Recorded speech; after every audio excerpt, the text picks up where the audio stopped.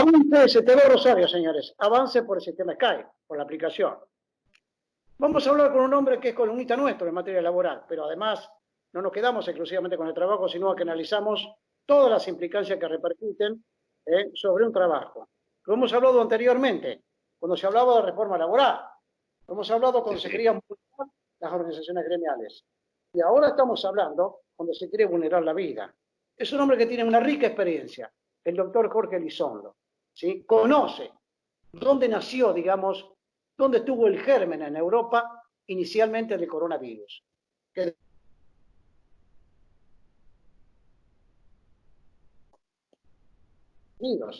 Donde parece que en Europa, ¿sí?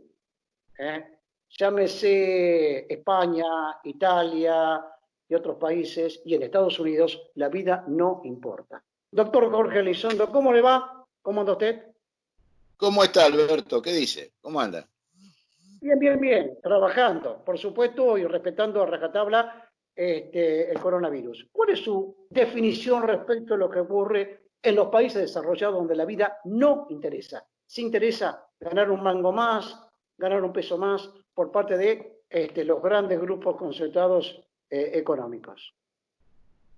Y yo creo que lamentablemente una vez más se ha cumplido con las normas propias del capitalismo. La vida humana no importa, la vida humana es simplemente un instrumento para acumular ganancias, y en una situación como esta, conocida por supuesto, del COVID-19, digamos, no podemos decir que esos países ignoraran el peligro del virus, no tomaron las medidas que tomó el gobierno del doctor Alberto Fernández aquí, sino todo lo contrario. Todo lo contrario. Usted sabe que yo tengo una hija viviendo allá y tengo un nieto allá también, en plena Lombardía, es decir, en el foco del COVID. En la zona de desarrollo de la enfermedad, en Lombardía, en el norte, poderoso. Exactamente, exactamente. El foco principal estuvo allí. Hoy está en Estados Unidos. Pero, digamos, la mayor cantidad de muertos fueron en la Lombardía. A ver, doctor, explíqueme o explíquele a nuestra teleaudiencia usted, ¿sí? ¿Cuáles son las principales multinacionales de Italia que están afectadas, que están instaladas, perdón, allí en la Lombardía donde vive una de sus hijas? Que usted conoce el paño, digamos, concretamente. Mire, una de esos grupos multinacionales es el del señor Paolo Rocca. Usted sabe que todo esto nació allá. Ajá. Paolo Rocca estudió en la Universidad de Milán. Es decir, allá por la década del 60, en pleno otoño y verano calientes, digamos, de Italia, cuando los estudiantes, los trabajadores luchaban contra el capitalismo, contra la explotación, el señor Pablo Rocca era parte de eso, porque era estudiante. Bueno, por supuesto que venía de una familia, la familia de Agostino Rocca, que, digamos, habían sabido aprovechar muy bien la política de Benito Mussolini y se habían unido como... Vio que ahora se habla mucho de lo público y lo privado, todo junto, ¿no? Hay algunos que dicen, vamos a ensayar el público y el privado. Bueno, Mussolini hizo eso.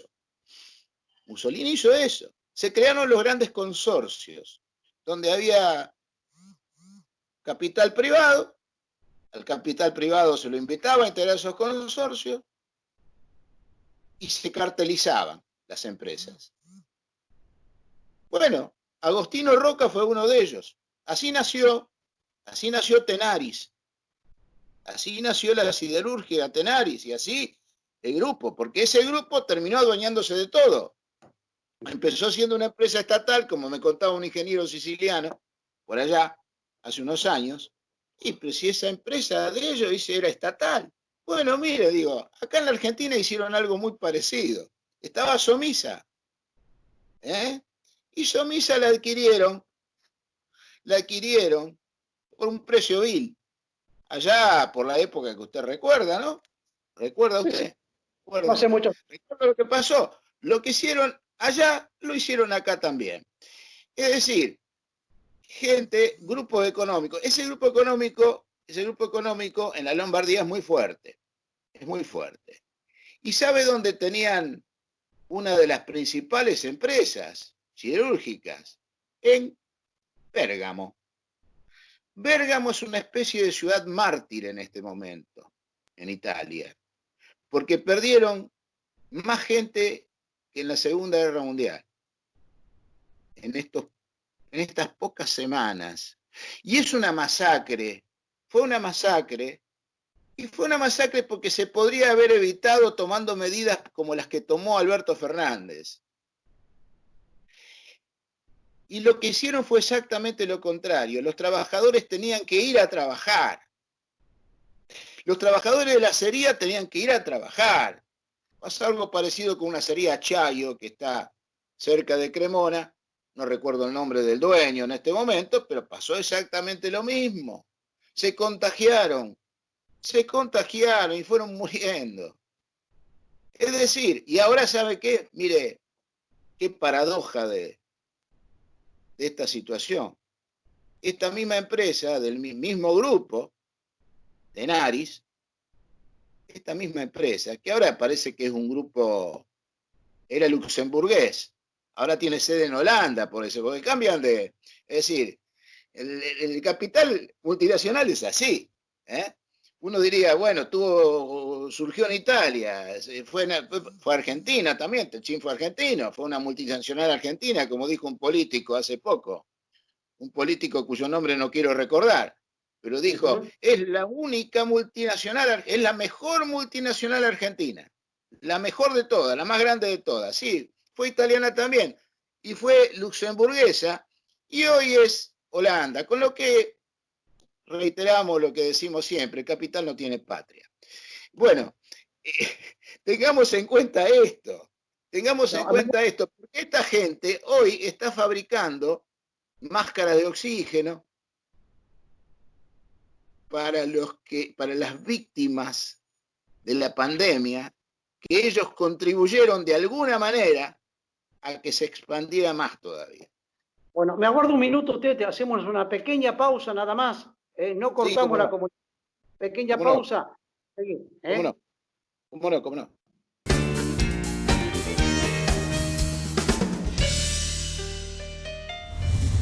Seguimos hablando con nuestro columnista en materia laboral, en materia social y por qué no económica, el doctor Jorge Elizondo. Jorge, ¿qué pasó en Estados Unidos? ¿Qué ocurre actualmente en la República Argentina en materia laboral y en materia social? Pero vamos, un breve repaso con los Trump, que tenemos el ejemplo más cercano acá nosotros, en Ecuador, con Bolsonaro en Brasil, etc. ¿Qué pasó en Estados Unidos? Otra industria poderosa, país poderoso, por supuesto, económica y laboralmente. Bueno, ustedes saben que Trump ganó las elecciones en su momento porque prometió mayor ocupación, prometió terminar con la desocupación y que América, como dicen ellos, iba a recuperar su poder económico y que iba a tratar de equilibrar el avance chino en su guerra comercial, pero no es una guerra comercial solamente, sino que es una guerra en todos los terrenos, simplemente que no ha pasado al plano militar. Pero bueno, él prometió eso a los norteamericanos y digamos que el trabajo creció, digamos que el Producto Bruto creció en Estados Unidos, pero ocurre que cuando llegó la pandemia le restó importancia, dijo que no tenía la menor importancia, que ya iba a desaparecer, que esto no podía parar la economía, que la economía debía continuar, que esto no podía generar desocupación, y puso en un primer plano la necesidad de intensificar incluso la productividad del empleo, que la gente trabajara, que siguiera trabajando normalmente, como si nada pasara. Porque no, porque esto iba a desaparecer. En una oportunidad creo que dijo, en algún momento esto va a desaparecer, por milagro, va a desaparecer. Bueno, ante el crecimiento del número de víctimas, tuvo que reconocer esta situación, pero demasiado tarde, pero oponiéndose a declarar el aislamiento social obligatorio que se implantó aquí. Por el contrario, oponiéndose a esto, que es lo que reclamaba desesperadamente el gobernador del estado de Nueva York, el gobernador del estado de Nueva York, desesperado, pide ayuda al Estado Central, el Estado Central no lo ayuda, incluso hasta se daba el caso de que en Estados Unidos hay una especie de subasta de los medios necesarios para conjurar la pandemia. Es decir, no consiguen respiradores, en Nueva York no hay respiradores, y le piden respiradores al Estado de California, el Estado de California no se los da o se los da con un precio determinado. Y Estados Unidos muestra, a partir de esta pandemia, la endeblez del capitalismo neoliberal. ¿Por qué? Porque su sistema sanitario, el sistema público que alguna vez tuvo, desapareció, hoy es todo privado. Hay 30 o 35 millones de personas que están al margen de la salud pública. Y además, el tratamiento vos lo tenés que pagar. Es decir, el chequeo que te hacen lo tenés que pagar y se habla de que hay que pagar alrededor de $30.000. Entonces, por más que les prometan un cheque de $1.200 a cada norteamericano, eso no va a resolver el problema, porque hay cosas que no las resuelve la entrega de una suma de dinero. Eso fue lo que pasó en Estados Unidos. Sí. Y además descubrieron que había pobres y que los pobres se mueren de hambre, de frío y de falta de atención. Le pregunto, ¿cuál es la situación laboral para ir cerrando? Porque para ir cerrando, ¿cuál es la situación laboral? En nuestro país. ¿Y cómo salimos de esto? Bueno, yo creo que salimos de esto respetando las normas referentes a la prevención y a evitar la propagación de la pandemia. Hay que respetar al pie de la letra lo que dice esa normativa. Y no hay que buscar en el sistema jurídico que tenemos los argumentos y los pretextos para no cumplirla. Fíjense, algunos empresarios, no digo todos ni mucho menos, algunos empresarios, y precisamente los más grandes, no las pymes, no las medianas empresas, las más grandes, invocaron que aquí había una causa de fuerza mayor y que en virtud de esa causa de fuerza mayor se podía suspender, se podía despedir pagando la mitad de la indemnización. Y contra eso choca la nueva normativa. Hay un conflicto con la nueva normativa. La nueva normativa es el derecho de la emergencia. Este derecho de la emergencia está por encima de todo. Y ojo, que no digan que es inconstitucional y esas pavadas, porque el derecho de la emergencia se basa en la ley 27541, sancionada por el Congreso en febrero de este año, antes de que la pandemia apareciera con toda la fuerza que tiene en este momento. Es decir, nos basamos en eso, en la emergencia sanitaria, en la emergencia social, etcétera, etcétera. No lo quiero, sería muy enriquecedor seguir hablando todo el día con usted. 2 minutos finales para que me defina, desde su punto de vista como laboralista, ¿sí? Y las medidas que toma Alberto Fernández para protegernos. Defínamelo, por favor, doctor. Las medidas que Alberto Fernández está o ha emitido para protegernos pasan por el aislamiento social obligatorio, pasan por la prohibición de todos los despidos y suspensiones, aun cuando fueren por una pretendida fuerza mayor. Porque Se trata de una situación de emergencia, pero no se puede invocar la fuerza mayor como si estuviéramos en una situación normal en el país. El tema de la emergencia y la vida de los argentinos está por encima de todo de todos esos casos en que el derecho, y el propio derecho laboral, que es un derecho protectorio de los trabajadores, le ha buscado la vuelta para que los empresarios puedan descargar el riesgo propio de la empresa, el riesgo empresario sobre los propios trabajadores. Bueno, si en alguna circunstancia eso es posible, hoy no es posible, no es legítimamente posible. Que puede haber acuerdos entre sindicatos y empresas, puede haberlos. No puede haber reducción salarial, porque el artículo 8 del decreto 297, precisamente, el decreto que digamos que determina la posibilidad del aislamiento de la mayoría de los trabajadores, salvo de aquellos que estén exceptuados, que pertenezcan a servicios esenciales, determina en su artículo 8 que que en ningún caso los trabajadores pueden ser perjudicados en sus remuneraciones y que deben percibir exactamente lo mismo, con los aumentos correspondientes, lo que aún cuando tuviera que hacer trabajo en su casa, y aún cuando tuviera que, en virtud de que no puede realizar esos trabajos en su casa, tiene que quedarse sin trabajar. Es decir, en ningún caso puede haber disminución salarial. Que le busquen la vuelta a través de acuerdos homologados en el Ministerio de Trabajo, y habrá que ver en cada caso. Le agradezco infinitamente, doctor, ha sido muy amable como siempre. No, al contrario, gracias a ustedes. Un gran abrazo, nos estamos viendo, ¿eh? Ojalá que la próxima que sea con un mate de por medio y un abrazo. Pero creo que vamos a seguir como un tiempo más con esta aplicación. Bueno, chao. Suerte. Chao, chao. Chao. Chao. Chao. Abrazos. Chao, chao.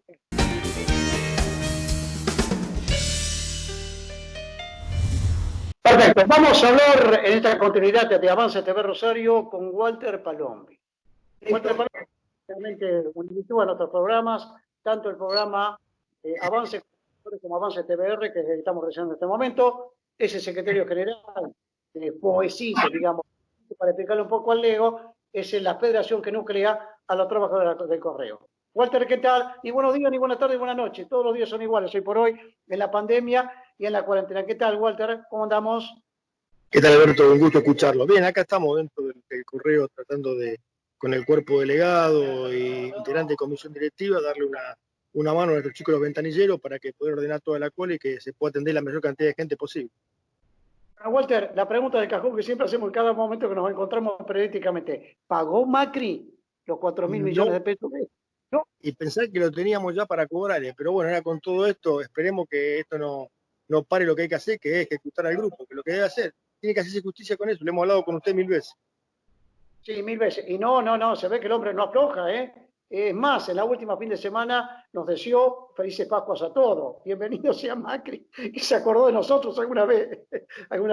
Se preguntaría qué pasaría a este país si hubiese estado Macri en el gobierno, ¿no? Y la verdad que, con mucho respeto, la investidura de que fue presidente de la nación, ¿no? Pero el concepto de ellos fue de haber hecho de un ministerio de salud, de haber hecho una secretaría, con eso está de todo definido, ¿no? ¿Qué intereses representaban eso? No, yo recuerdo particularmente cuando ustedes salían a la calle, concretamente nunca se quedaron con las manos en el bolsillo, época de Macri, para reclamar, para pelear contra la famosa reforma laboral que se venía, concretamente los enemigos eran ustedes las organizaciones gremiales, ¿eh? Seguro, bueno, pero esto fue una eterna discusión y la verdad que en esto uno tiene que tener la tranquilidad y conciencia que siempre estuvo al mismo lado, ¿no? Por lo menos integramos el movimiento sindical rosarino, como otras organizaciones gremiales de la ciudad que no están nucleados dentro del mismo espacio, hemos estado en la calle dando la pelea, a veces ganando, a veces perdiendo, pero la verdad que nunca hemos dejado de estar resistiendo un modelo que nos llevó a la situación que estamos pasando económica, al margen de esta pandemia que tenemos ahora, la situación económica que teníamos hasta el mes de marzo, ¿no? Walter, a ver, explícame cómo es el trabajo de la labor, digamos, del empleado de correo, el trabajador de correo hoy por hoy, ya que está ahí precisamente en la empresa, digamos, en la ciudad de Rosario. A ver, explíqueme, en esta ciudad de Rosario. Estamos trabajando con horario reducido, estamos trabajando de atención al público en todas las sucursales de correo del país de 8 de la mañana a 14 horas. Estamos haciendo reparto de correspondencia casi diría que normal, lo único que en aquellos establecimientos que hay más de 30 trabajadores, 15 trabajan un día, 15 trabajan otro, y así sucesivamente vamos rotando de acuerdo a la cantidad de trabajadores que hace. La empresa ha provisto de barbijo, ha provisto de guantes, de alcohol en gel, en eso la verdad que no tenemos problema. Tenemos una reunión mañana en la empresa a nivel nacional, que es muy probable que se compren esas mascarillas que ustedes ven que usa todo el mundo. El correo también estaría entregándola para los trabajadores, pero bueno, también estamos con mucho miedo, estamos preocupados. La verdad que no es fácil atender al público, no es fácil llegar a una casa a llevar correspondencia. La verdad que es difícil la situación, pero nuestros trabajadores están poniendo todo el empeño para hacer lo mejor posible. Por eso también le pedimos comprensión a la sociedad, si tiene que esperar más para despachar un paquete, si tiene que esperar más para pagar un impuesto, si tiene que pagar más para despachar una carta. La verdad que hacemos lo humanamente posible, pero con muchos... Se cortó un poquito. Bueno. Bueno, ahí estamos nuevamente, Walter. Ahí estamos nuevamente, Walter. Walter, ¿y la atención al público en las oficinas postales? De 8 a 14, de corrido, de 8 a 14 horas. Está reducido, digamos, el ingreso. Es decir, generalmente siempre se producen en las oficinas de los correos, se produce algún tipo de aglomeración. ¿Ahora está controlado, está restringido? La gente espera en la puerta y a medida que va entrando dos personas van saliendo dos. Por lo general, en la mayoría de las oficinas chicas tenemos 2 o 3 cajas abiertas, así que hacemos entrar a 2 personas. En el correo central, obviamente, que es más grande, entra más gente, pero también siempre mantiene una distancia prudencial para que no corra riesgo ni la gente que viene a despachar la correspondencia ni los trabajadores nuestros. Dígame, la tarea es telepostal exclusivamente porque sé que ustedes tienen un servicio donde se puede girar dinero a través de una empresa internacional. Estamos haciendo todo los servicios. Normal. Lo único que no está funcionando es lo que tiene que ver con paquetería internacional, porque es la aduana la que no está trabajando y no está liberando mercadería. Pero es un tema que todo lo que viene de afuera está siendo retenido hasta que pase esta cuarentena. Bien, si llega, a ver, si cada cartero, como le llamamos nosotros en la jerga concretamente, si cada cartero llevaba 100 piezas anteriormente, ¿cuánto lleva idealmente hoy por hoy? ¿Está limitado también? No es que esté limitado, ha bajado muchísimo. Hoy en día prácticamente la actividad está parada. Lo que estamos haciendo es repartiendo parcialmente impuestos. Lo que tiene que ver con carta simple, certificada, algo hay, carta documento, algo hay, pero ha caído muchísimo, ha caído más del 50%. Bueno, bien, a ver, yo le hago 2 preguntas, ¿sí? ¿Qué hubiera pasado si Macri era presidente de la República hoy por hoy? Según su parecer. Creo que con mucho respeto le diría que me parece que andaríamos en un escenario muy parecido al de Brasil. Ideológicamente son muy parecidos, así que estaríamos más o menos en ese esquema. ¿Cuál es su opinión respecto a la medida que ha tomado últimamente de preservar la vida por ante cualquier situación económica, cualquier PBI, al presidente de la República? ¿Cuál es su opinión? Nos parece que es fundamental. Primero está la salud, primero está la vida de la gente. De cualquier situación económica, por más mala que sea, se sale. Vamos a pasar momentos muy difíciles, no nos cabe la menor duda. Nosotros, gracias a Dios, todavía no hemos entrado en lo peor de esta etapa, pero me parece que todo lo que ha hecho hasta aquí el presidente Alberto Fernández es lo correcto y que ha demostrado cómo se está aplanando la curva y bueno, hasta ahora, gracias a Dios, tenemos una situación por lo menos controlada. Está bien que falta bastante, yo creo que van a venir momentos peores, pero por lo menos hasta ahora está totalmente controlado. Lo más difícil una vez que termina la cuarentena, una vez que termina, digamos, la pandemia, porque en un momento determinado se va a ir achicando, digamos, es salir de esto, enfrentarse, y particularmente yo creo que ustedes, los dirigentes laborales, las organizaciones gremiales, van a tener un rol muy, pero muy importante en ese momento, porque no va a ser fácil. No, para nada, y esto va a ser por etapas, va a ser por distintas etapas. Ahora, la verdad que estamos todos concentrados y con todo el entusiasmo puesto en a ver cómo atravesamos este momento. Digo, el entusiasmo para mantener con la moral alta a nuestros trabajadores que están asustados, para ver de qué manera enfrentamos cada situación que se nos va dando. Y la verdad que, bueno, cuando venga la próxima etapa, que sea la que empieza a moverse la economía nuevamente, veremos cómo nos sentamos a discutir un montón de problemas que están pendientes, obviamente. En el caso particular está pendiente el tema salarial, que tenemos que sentarnos durante este mes a discutir la recomposición salarial para este año y, bueno, obviamente está todo parado. Walter, le agradezco infinitamente. Antes de agradecerle, ¿qué están haciendo ustedes? Está muy limitado y restringido el tema de reuniones, pero ¿cómo se están moviendo el movimiento sindical rosarino hoy por hoy? Ustedes que pertenece, digamos, Hacemos lo que podemos y el tema hacemos videoconferencias, tratamos de alguna manera de estar conectados. Pero estamos en permanente contacto, aunque sea telefónicamente, para ver cada situación de cada rubro en particular. Hay sectores que la están pasando muy mal y lamentablemente uno acá lo ve en el correo cómo están mandando algunas empresas a sus trabajadores a renunciar, cómo están despidiendo, y esto la verdad que en situaciones tan complicadas como esto es lamentable que esto esté sucediendo. bien, y particularmente el trabajador del correo tiene algún tipo de apoyo, además del gremial y de la contención que le dan ustedes materialmente en este momento. Yo creo que la empresa está trabajando dentro de lo posible bien. Costó al principio arrancar porque esto es nuevo para todos. Todos tuvimos que aprender un poco de qué manera proveer de los elementos necesarios para poder salir de esta situación y a poquito lo estamos llevando adelante. Walter, le agradezco infinitamente, un gran abrazo, nos estamos viendo. Gracias, Alberto. Un abrazo para usted y para todo su grupo.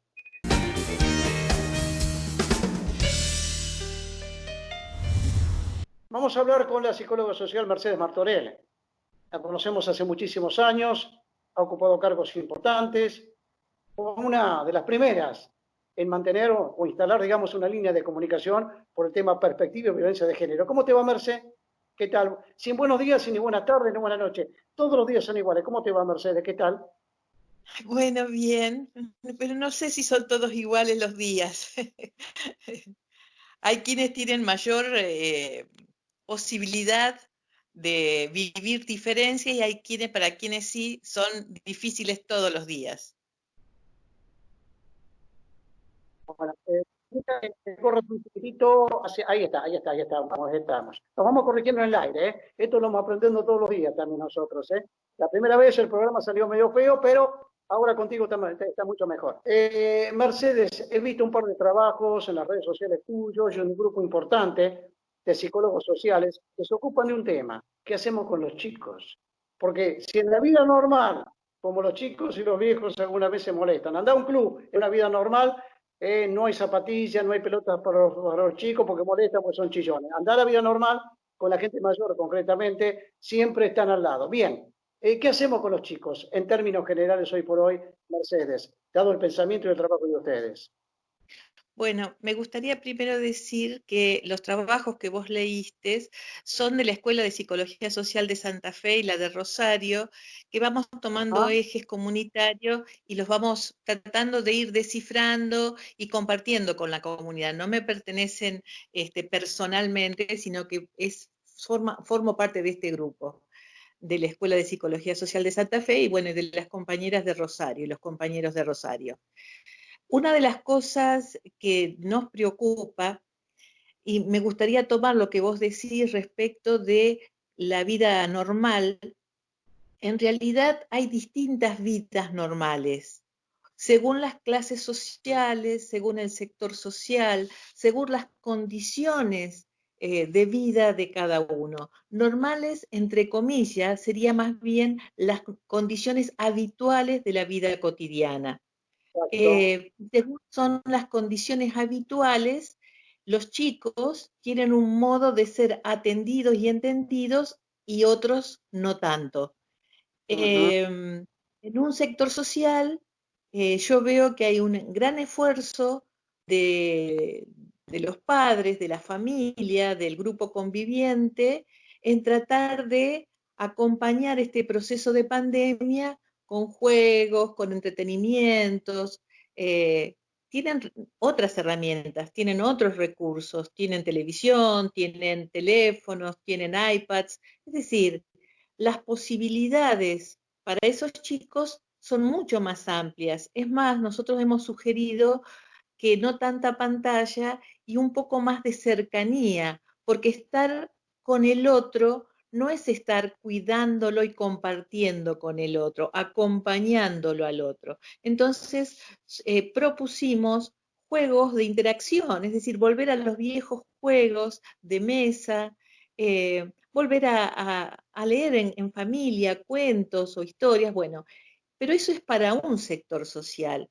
Hay otro sector social, tomemos el más vulnerabilizado, que realmente sus condiciones de precariedad en que se ven sometidos son muy grandes. Para ahí la idea de pandemia no es la misma, de cuidado, no es la misma que podemos tener en otros sectores sociales.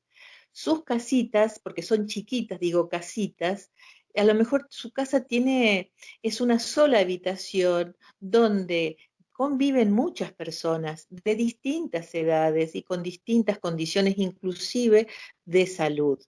Por lo tanto, es imposible que durante el día puedan estar eh, conservando ese estado de aislamiento, porque no dan las condiciones habitacionales para que esto suceda de esa forma. Entonces, creo que ahí tiene que aparecer con muchísima fuerza los estados municipales, provinciales, nacionales, con distintas acciones para colaborar, ¿sí? Vos te diste cuenta, Mercedes, nos conocemos, has estado en alguna oportunidad en nuestro programa en Santo Tomé en vivo. Generalmente nuestro trato es rápido, dinámico, te dejé hablar. Sí, te dejé hablar. Bien lo decís, un Estado presente, no solamente en la parte económica, no solamente en la parte social, no solamente en la parte educativa y de salud, sino con el chico, en la parte humana, en la parte humana. ¿Sí? Seguí desarrollando tu pensamiento y tu sugerencia respecto a este tema. Adelante, Mercedes. Yo creo que el Estado, por definición conceptual, nunca está ausente. Está presente con políticas o con ausencia de políticas. Entonces, lo que nosotros proponemos es que el Estado se acerque a los distintos estados, ¿no? De acuerdo a sus posibilidades y condiciones, pero tienen esa responsabilidad, definir acciones ajustadas para los distintos barrios que necesitan cada vez más la atención, porque no están pudiendo salir a buscar el pan de cada día. Entonces, no es lo mismo atender a los chicos que tienen la panza llena que no tienen que comer. Entonces, es muy importante, digo, creo que se transforma no solamente en una cuestión de juego o de distracción para esos chicos. Los chicos de los barrios más desprotegidos tienen la prioridad de la comida, del alimento y de la salud, por supuesto. Entonces, creo que hay que empezar garantizándoles el alimento cotidiano. Y a partir de ahí, ver, porque además cada barrio es distinto. Hay barrios que hacen una cuarentena, todo el barrio, digamos, que se mueven dentro del barrio. Y entonces ahí sí, políticas públicas que impliquen cuáles son las necesidades más específicas de ese barrio. Por ejemplo, puede haber sectores de barrios antagonizados o que tienen problemas entre sí. Entonces es muy difícil pensar una acción conjunta, salvo que la acción conjunta sea cómo empezar a convivir todos los sectores del barrio de otra manera. ¿Se entiende lo que voy diciendo? No, no, por favor, se recontraentiende. El Estado, como decíamos anteriormente, tiene que estar presente en todos los roles, en todas las Claro, particularmente en los más vulnerables, que son los más chiquititos en este caso. Hablamos claro. de casitas chiquitas, vamos a emplear el término que se emplea normalmente. Viven en hacinamiento en algunos lugares, ¿sí? Sí, Viven en hacinamiento. sí, La mamá, el papá, el mayor, la hermanita, puede estar enfermo también, ¿sí? Ahí tiene claro. que estar el Estado completamente, no desligarse. Sé que en algunas provincias, y particularmente en lo que refiere, salvo que vos tengas una información más rica, más importante, en la provincia de Buenos Aires, ese es el gran problema que tiene, tanto Kicillof, tanto Fernández, ¿eh? ¿Cómo ingresar a esos barrios? No solamente con la comida, cómo ingresar con la salud, cómo ingresar con la educación, cómo ingresar con la parte social, ¿sí? Probablemente el tema económico, como bien lo decís, por las ayudas que vienen, subsidios, el IFE, como le llaman ahora, el ingreso familiar extraordinario, sirvan, sí, van a servir de paliativo, pero ¿cómo llegamos en lo social? ¿Cómo llegamos en lo humano, Mercedes? Claro, es verdad lo que vos decís, porque esta pandemia lo que puso en evidencia, lo que puso la lupa es la desigualdad. Entonces, no se trata de ir y resolver. Evidentemente muestra que para poder llegar a estos sectores sociales hay una enorme diferencia y hay una enorme situación de atraso. Desde lo humano, yo insisto, estoy de acuerdo con vos, no alcanza solamente la comida, es la contención humana, es el cómo se acercan a esas poblaciones y cómo, sin descalificarlos, se los consulta para ver cómo pueden protagonizar alternativas de solución o de resolución de algunos problemas cotidianos. Es decir, la comida es fundamental, pero no es lo único. Y la gente que vive en sectores más desprotegidos, más vulnerabilizados, tiene capacidad de razonamiento, de pensar, conoce bien y puede proponer alternativas que a otros no se les ocurren. De hecho, creo que las organizaciones sociales están haciendo mucho por estos sectores, pero evidentemente no está en su posibilidad resolver todo. Mercedes, yo te agradezco infinitamente por tu pensamiento de haberlo manifestado, al menos, ¿sí? Humildemente, si se quiere, por nuestro programa a través de la aplicación Skype. Vamos a seguir en contacto, porque esto no comenzó todavía, y no terminó menos todavía. No hemos ganado todavía una batalla. Y es bueno lo que ustedes hacen hincapié, que está de por medio de la vida, de los más vulnerables. Un abrazo, Mercedes. Cariños. Hasta luego. Adiós.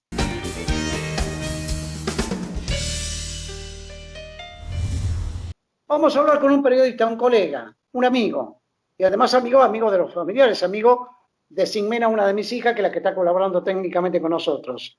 Rafael Monroy, venezolano, vive en Nueva York. ¿Qué tal, Rafael? Contame, ¿cómo te va? ¿Cómo se vive hoy por hoy en Nueva York?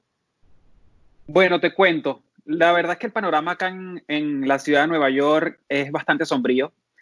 Si nos ponemos a hablar de cifras, en Estados Unidos podemos alarmarnos bastante, pues hay aproximadamente más de 561,000 personas contagiadas y más de 22,000 personas han fallecido. Entonces esto claramente nos deja un panorama un poco sombrío, ¿no? Si nos trasladamos al foco de la infección aquí en Nueva York, claramente Nueva York alarma y se sienten las alarmas porque tenemos a más de, digamos, en las últimas 24 horas han fallecido más de 700 personas, lo que quiere decir que diariamente vamos sumando y sumando y sumando personas que han fallecido. En las últimas horas, el gobernador Andrew Cuomo asegura que la curva de infección en los Estados Unidos y en el estado de Nueva York principalmente ha descendido un poco. Se ha registrado mucho menos casos en los hospitales, lo que quiere decirnos que claramente ellos estiman que la curva de contagio se ha ido aplanando. Esto ha sido durante las últimas 24 horas. Claro, en un momento determinado decae, se crea una verdadera barrera inmunológica y pues tiene que decaer concretamente. Pero fíjate lo que ha ocurrido en las últimas horas, Rafael, en China, en Wuhan, como le llaman ahora, para mí era Wuhan, anteriormente, se ha producido un nuevo rebrote de la enfermedad en China. Es grave esto, Por supuesto, totalmente grave porque, bueno, uno realmente desconoce qué es lo que está ocurriendo allá. Y ese es el grave problema que tenemos todos a nivel mundial. ¿Cuál es la opinión que tienen ustedes como periodistas? Y sumémosle la opinión del hombre y la mujer del llano, es decir, ¿qué pasó en Nueva York? ¿No le dieron bolilla? ¿No le dio bolilla el gobierno local? ¿No le dio bolilla Trump concretamente?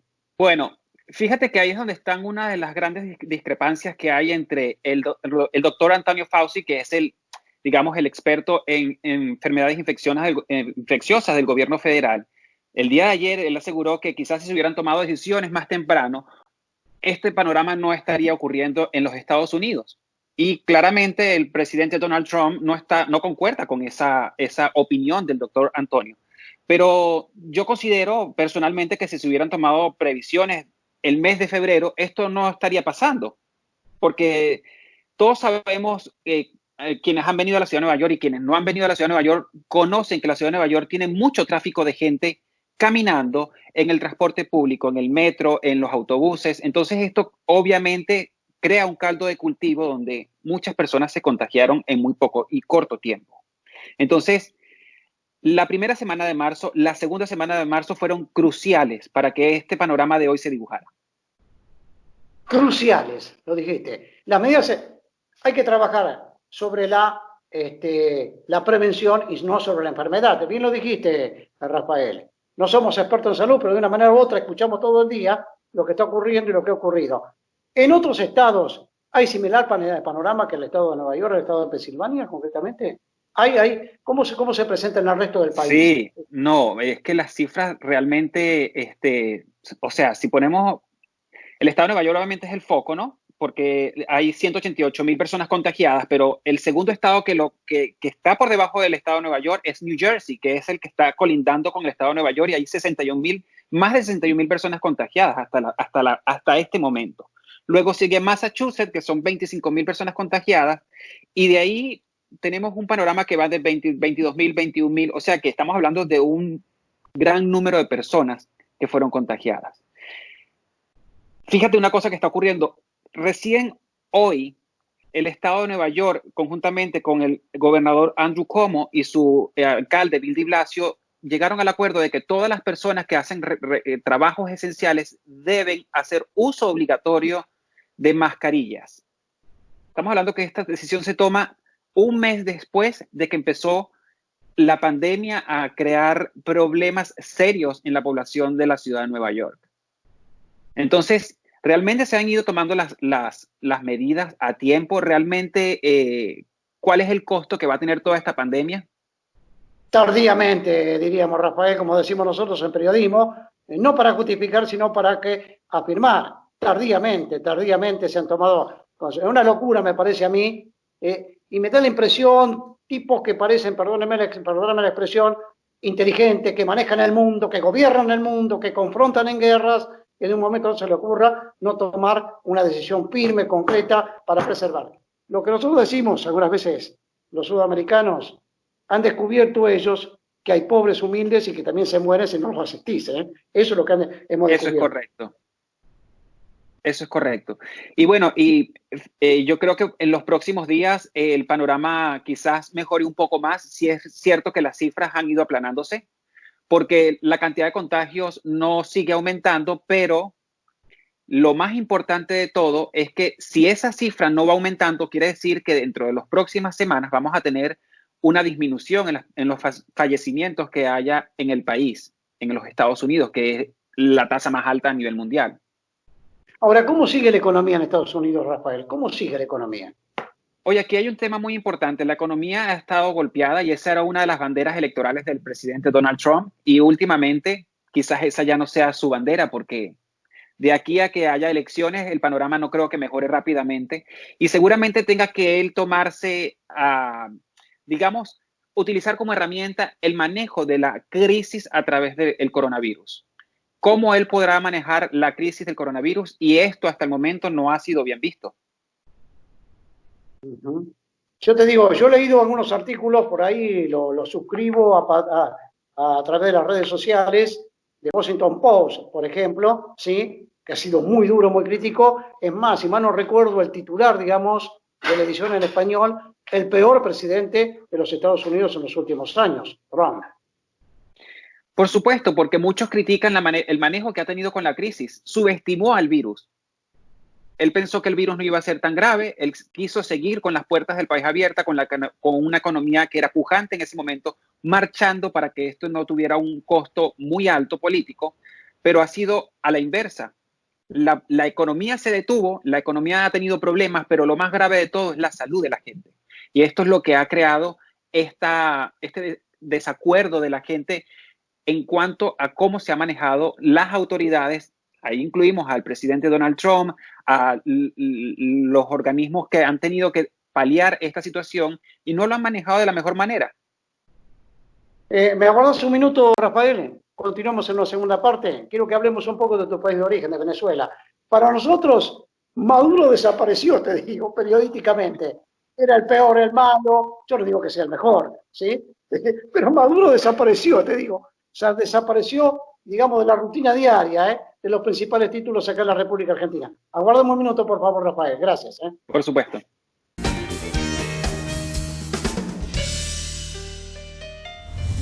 Continuamos hablando con Rafael Monroy, venezolano, amigo, periodista en Nueva York. Rafael, ¿cuál es la situación en tu país, en Venezuela, hoy por hoy? Si la situación en Estados Unidos es sombría, que hay un manejo de la información, que se sabe, digamos, las cifras son reales, en Venezuela podríamos decir que son abrumadoras, porque uno realmente no conoce lo que está ocurriendo en Venezuela en cuanto a cifras de lo que está ocurriendo con el coronavirus como tal, ¿no? Apartando todos los problemas que ya el país padece. Falta de agua, en este momento no hay gasolina para que la gente pueda trasladarse en caso de que sea necesario a un hospital, por ejemplo, la escasez de alimentos. Entonces, todo esto está creando una situación nunca antes vista, porque si bien los venezolanos estaban ya acostumbrados a tener un ritmo de vida diferente al que llevamos en otros países, con el coronavirus todo se ha visto más complicado. Y esto gracias a que la autoridad no ha dado cifras reales de lo que está ocurriendo. El sábado pasado, pudimos conocer a través de unos médicos del estado Mérida, que es un estado que está muy cerca de la frontera con Colombia, dando cifras que el Ejecutivo no manejaba o no quiso informar, no sabemos cuál es la razón, que trasciende totalmente lo que ellos han informado hasta el día de hoy. Estaban informando que haya más de 600 personas contagiadas en ese estado, que es un estado muy pequeño, que no tiene muchos habitantes, y que si esto es ahí, así, de esta manera, no podemos imaginar cómo podría ser entonces en la ciudad de Caracas, donde incluso siguen mercados a nivel de calle abiertos, donde la gente sigue teniendo contactos, a pesar de que ellos han querido mantener a la gente con distanciamiento social, pero no ha sido cierto. Podemos verlo a través de otros medios de comunicación que han ido a recabar información en el país, pero que no han podido contener. Y sí, imagino. Yo te preguntaba esto porque, repito, salió de la agenda en los últimos tiempos Venezuela, como ha salido de la agenda algunos otros países, pero la situación de Venezuela es caótica, diríamos, es un pandemonio, me imagino, por el arrastre que tenían anteriormente y ahora el coronavirus. Hay hechos similares, Rafael, y vos lo debes saber por los cables internacionales, por el contacto de las redes sociales, Ecuador. Acá en Chile, al lado, Piñera, Chile, cuentan los muertos como si hubieran sido recuperados. En Chile. Dice, no, se murió. Ajá. Y que se recuperó, no hace más daño. Fíjate vos el razonamiento que hacen para ocultar una realidad concretamente. Es muy grave, muy delicado esto. Los que quieren favorecer a la gente, como nosotros en la República Argentina, más allá si te gusta o no te gusta ideológicamente Fernández, si lo votás o lo votaría nuevamente, no. ¿Sí? Y hay otros que tienen una actitud, digamos, perversa, si se quiere, como Bolsonaro, como en Ecuador, como en Venezuela mismo, que me estás diciendo, en Chile concretamente. Sí, es muy delicada la situación, en América Latina, es muy delicada. Sí, es muy delicado porque muchos de los presidentes de muchas naciones latinoamericanas están centrándose en el costo político que esto puede tener. Más allá están sobreponiendo la política por encima de la salud de la población y de su pueblo. Y esto quizás al final del camino va a tener un costo más alto. Sí, no, y me olvidé de mencionarte los vecinos de ustedes, con López Obrador, supuestamente progre, ¿sí? Del grupo latinoamericano de progresistas, bla, bla, pero te largó la gente en la calle, Es como si fuera, lo largas a una guerra sin armas, directamente, sí. Sí, bueno, y hablando en el caso de México, ahí vemos que, por ejemplo, ellos tienen, digamos, yo no sé cuál es el manejo que tienen ellos en cuanto a la crisis venezolana y a las sanciones que ha tenido el Estado americano con Venezuela. El pasado mes de marzo, el Estado mexicano, México firmó un contrato, un convenio con el Estado venezolano, con el presidente Maduro, para intercambiar crudo, barriles de crudo, por gasolina, que es lo que está escaseando en un país petrolero. Parece increíble, pero eso es lo que está ocurriendo ahorita. Hay colas kilométricas de 20 kilómetros, de 30 kilómetros, de 15 kilómetros en diferentes ciudades para poder surtir de gasolina sus tanques en los autos. Entonces, no sabemos realmente cuál es la relación que hay entre López Obrador y Maduro. Entonces, cuando uno ve ese tipo de relaciones, ahí es cuando uno podría decir, oye, ¿qué es lo que está ocurriendo aquí? ¿Por qué las decisiones se toman de esa manera? ¿Y por qué no buscan ayudar de otra manera a la población que es realmente quien lo necesita? Son salvavidas que quizás están dándole a los presidentes que lo necesitan. Ahora, te hago una misma pregunta que se le haría a Trump. Sí, si lo estuviera enfrente, che, ¿cómo se sale de esto en Estados Unidos? ¿Cómo se sale? Pero se le hago a un periodista y un amigo, que está en el llano y que no maneja decisiones institucionales ni políticas. Rafael, ¿cómo se sale en Estados Unidos todo esto? Cuando termine. Oye, es bien complicado el panorama, porque si bien es necesario reactivar la economía, en este momento, si quisiéramos dar una mirada de futuro, es muy complicado saber cuál va a ser el panorama a nivel mundial. En Estados Unidos es súper complicado porque es la potencia del mundo, es quienes manejan, digamos, el fuerte de la economía a nivel mundial. Pero si se reactiva la economía y realmente no hay una cura con este virus, ¿cómo va a reaccionar la población? ¿Va a ser peor el remedio que la enfermedad? ¿Vamos a poder lograr salvar a la economía de los países que están golpeados? Porque si bien sabemos que Estados Unidos tiene una economía fuerte, también ha sido golpeada, pero quizás ellos pueden resistir más que un país que no tiene una economía tan fuerte. Entonces, ¿cuál es realmente la solución que podemos tener? Quizás yo creo resguardarnos un poco más en casa, más del tiempo que los políticos quieren que sea así. Ahí vimos días anteriores que España ya quiere abrir los negocios, los trabajadores no esenciales. Entonces esto, en mi opinión personal, va a ser un retroceso muy grave para la salud de las personas. Ni hablar de lo que ocurre en la República Argentina con los primos que tienen en Estados Unidos. Los primos, te digo, los pares en Estados Unidos, que son los que manejan el poder económico. Si por ello fuera, los bancos estuvieran abiertos. Si por ello fuera, ¿sí? Las fábricas tendrían que estar llenas de empleados como corresponde en un periodo normal, no ahora, hoy por hoy, ¿sí? Decime, la última que tengo pregunta y abuso de automovilidad. ¿Alguna novedad en las últimas horas respecto de una hipotética vacuna? Miren, no, por ahora no. La información que manejamos acá en Estados Unidos es que se está haciendo pruebas para tener esta vacuna, pero todos sabemos que si de encontrar una vacuna ahora vamos a tenerla efectiva para poder utilizarla en la población mundial, va a ser en el próximo año. Entonces estamos hablando de que este panorama podría continuar durante 8, 9, 10 meses más. Un gran abrazo. Y alguna vez nos vamos a ver. Pasado el coronavirus, asado de por medio en la República Argentina, Rafael. Por supuesto que sí.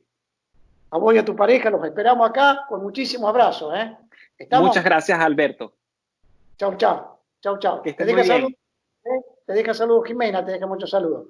Chau. Muy bien, gracias. Que estén bien.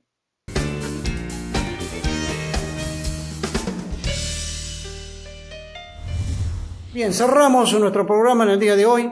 Avances TV Rosario, un programa muy interesante, muy rico, que lo iniciáramos con Jorge Elizondo, que nos plantea la problemática social, económica y laboral del trabajador.